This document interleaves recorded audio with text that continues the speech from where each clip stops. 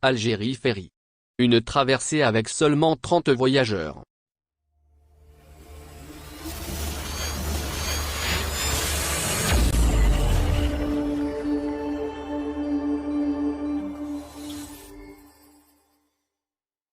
Encore une traversée d'Algérie Ferry effectuée presque vide.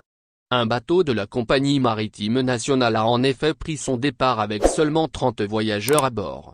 La révélation a été faite par le ministre des Transports, Kamel Beldjoud, lors de son intervention, jeudi 29 décembre, devant les membres du Conseil de la Nation à l'occasion d'une plénière consacrée aux questions orales.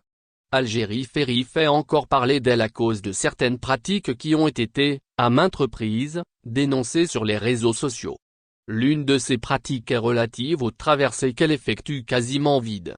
Une situation qui a valu d'ailleurs, l'été dernier, le limogeage de plusieurs cadres de l'entreprise dont son ex-directeur Kamel Issad, lequel croupit en prison.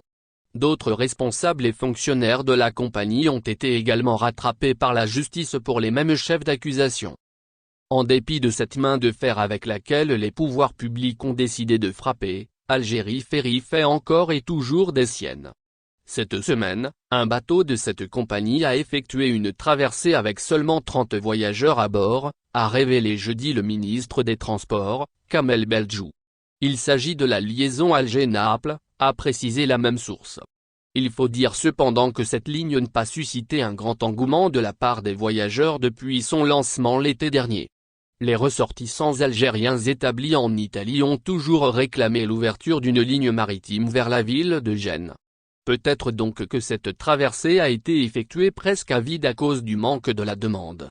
Faut-il supprimer la ligne maritime Alger-Naples?